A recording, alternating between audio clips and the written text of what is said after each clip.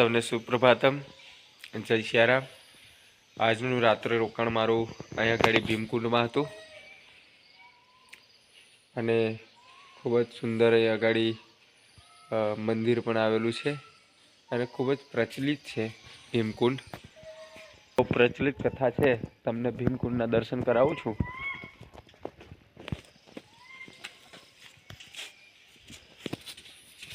અહીંયા આગળ આ ભીમકુંડ છે।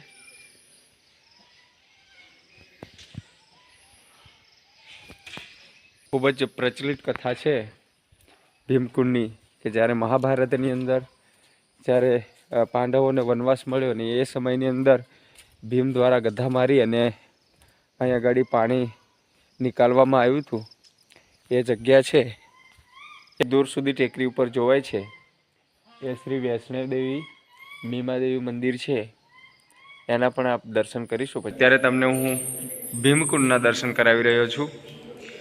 ભીમકુંડ એવી જગ્યા છે કે જ્યાં આગળ અજ્ઞાતવાસ જ્યારે પાંડવોને મળ્યો મહાભારતની અંદર અને ત્યારે મૈયા દ્રૌપદીજીને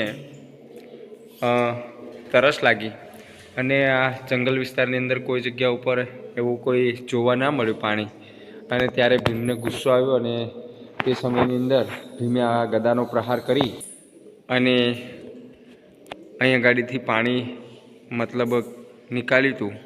અને જ્યારે અહીંયા આગળ એ પાણી તો નીકળ્યું, પરંતુ હવે અંદર જવું કેવી રીતના, તો અર્જુને 3 બાણ માર્યા। એક આ દિશા તરફથી મારેલું બાણ છે અને બીજું બાણ છે એક આ દિશા તરફ માર્યું અને એક અંદર માર્યું હતું આ પાણીનું। આ પાણીનો કલર ક્યારેય પણ બદલાતો નથી।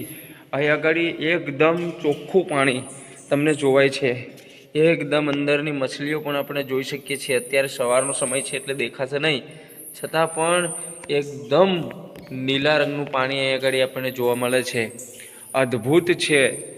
અને આ આપણી ભારતીય સંસ્કૃતિનો વારસો જે છે એ અદ્ભુત છે, સનાતન સત્ય છે એમ કહેવાય છે, એ ખરેખર અદ્ભુત છે। અહીંયાથી ગુફા નીકળે છે અને એ ગુફા સીધી પન્ના સુધી અહીં આગળ નીકળે છે।